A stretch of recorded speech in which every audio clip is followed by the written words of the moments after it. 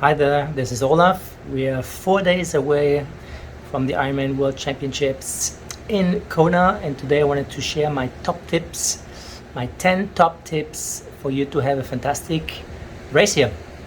And this is episode 42 of my journey to the Ironman World Champs in Kona and St. George.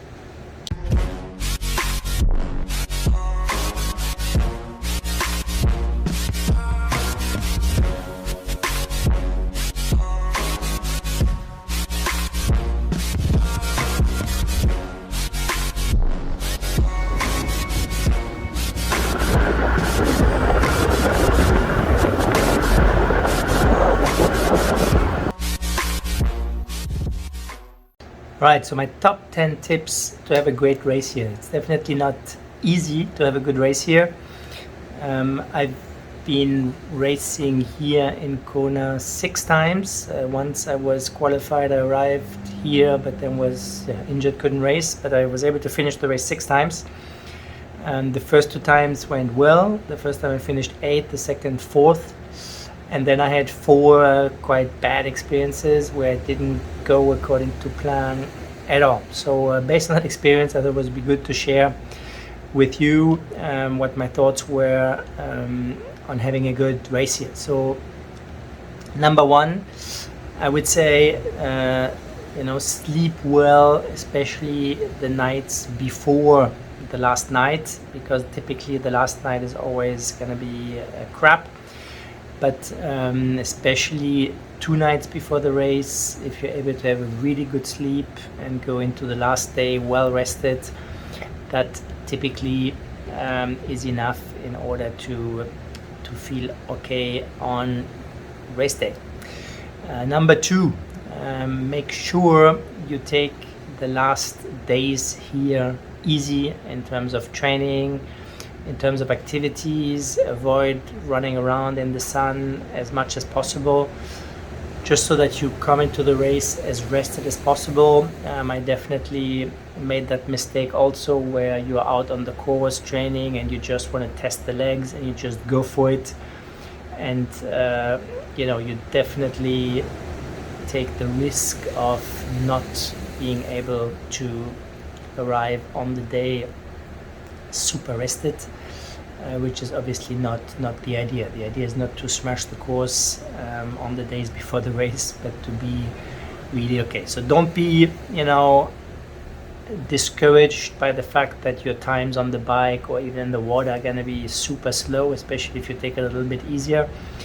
On race day, with the highway being close to traffic, you don't have to stop at the traffic lights. In the water also, with the swim skin and swimming in a pack, etc., it's going to be less horrible than what it might feel the days before. So just relax and take it easy.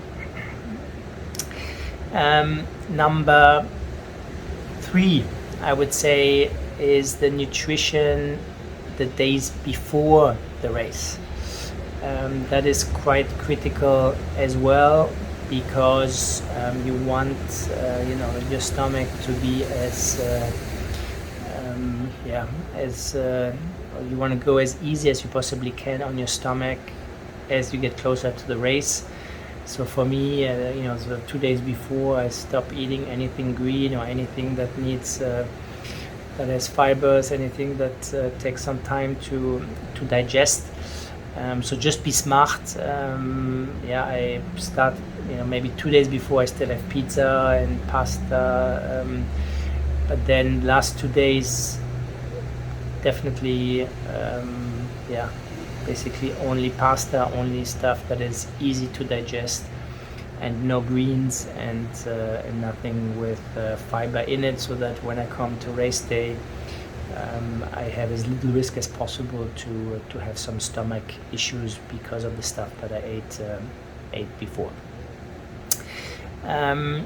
Number 4, really focus on the transition. I know a lot of people take their time in transition. I think that's a mistake because every minute you spend in transition, believe me, in the last 10K or even last 20K of your marathon, you're not going to be able to make that 1 minute easily back. And so, waste as little time as possible in transition. Be very clear what it is that you're going to do, and just really run through there as fast as possible. Do what you have to do as quickly as possible and just get out of there. I mean, I won races because of faster transition times compared to competitors. So just go through that in your head, exactly what you need to be doing, and waste as little time as possible. Number 5, I would say on the swim start, definitely put yourself or seed yourself at the front. Even if you're not the fastest swimmer, I would say seed yourself well in advance or more to the front than what you think is reasonable. First of all, lots of people are doing it, and second of all, you have a much higher chance to sort of catch a group that is going at your speed or a little bit faster, and if you can just grab the feet of those, that will make it easier. I mean, for me, very often once I get going, and it doesn't really depend so much if I have a faster group or a slower group. Very often I don't, I swim the entire course with the same people. So it just makes you think, start at the front, catch a group that is a bit faster, and then you have a higher chance of actually doing the course also a bit faster. This year is going to be a bit special because we have these age group waves, and especially for me, I'm starting on Thursday. I'm second to last wave, so it's late, and there's going to be a lot of people on the course, on the swim and on the bike. So it's going to be there's going to be a little bit of draft, which is nice, but two, there's going to be a lot of people to overtake, which is not so good, especially on the water. So be prepared for that. Be prepared that you're always going to have some slower swimmers and slower bikers in front of you. It is what it is. I think for the drafting it's actually great, especially on the bike. It's going to be really good. Much less chance to have big groups. In St.George that worked super well, and so it's going to be a fairer race, but just be prepared to have a little bit of a pain. But anyways, on the swim, seed yourself at the front.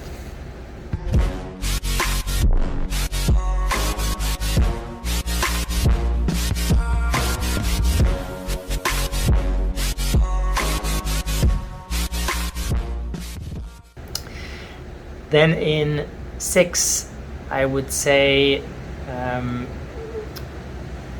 the pacing, that's obviously super important. So make sure you pace everything right.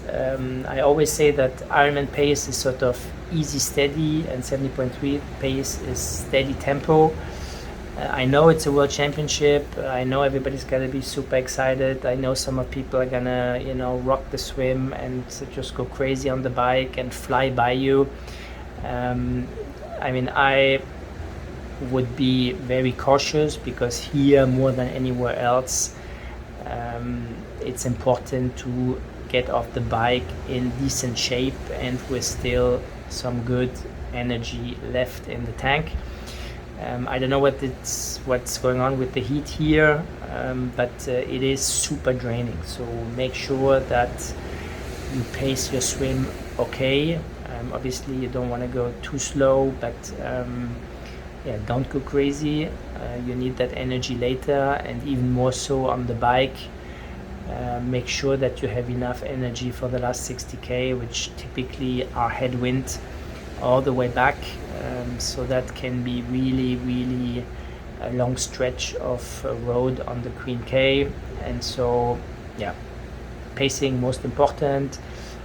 Pacing also on the run, it starts with a steep incline, so the first 3K, first 2K, just be conservative and get into your rhythm, check your heart rate.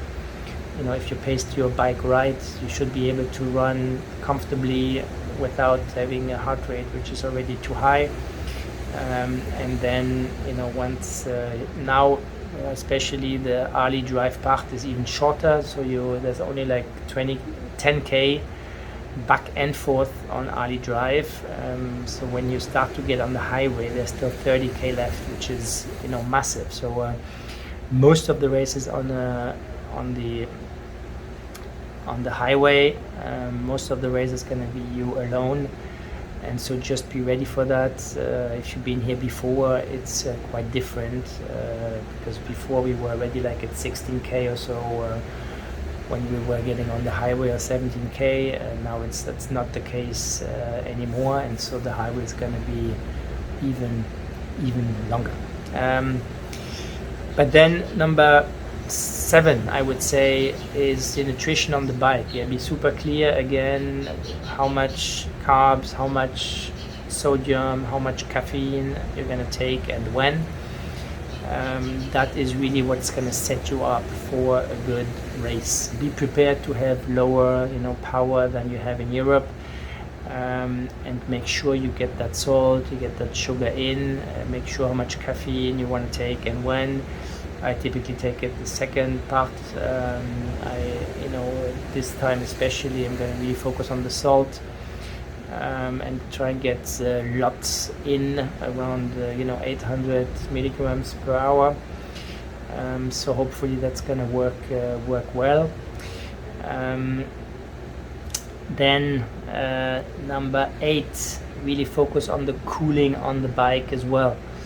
Because there are less volunteers, because those races are on 2 days, the consequence is that there's going to be less aid station than there used to be. So don't mess up the aid stations. Get the water that you need for drink, and at every aid station get an additional bottle if you can, to just cool yourself and put over over your head, just to be as cool as possible, so that when you get off the bike, you're not already super high core temperature and dying out there.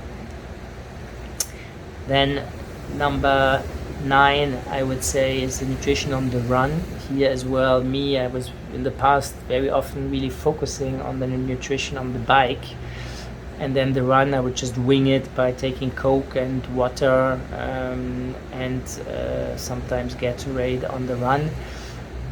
But that is just not gonna give you enough salt in those horrible conditions here. So make sure you have some additional, and even if you take some additional gels, not gonna have enough salt.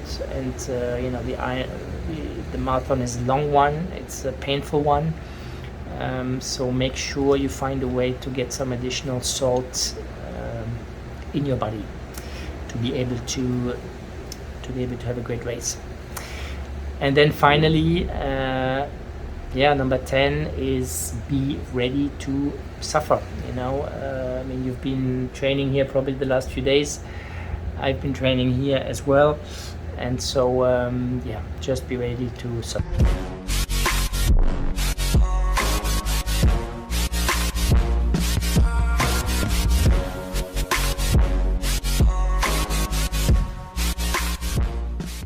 Alright, thanks for watching. These are the top tips that I could think of that I have also to apply for the race.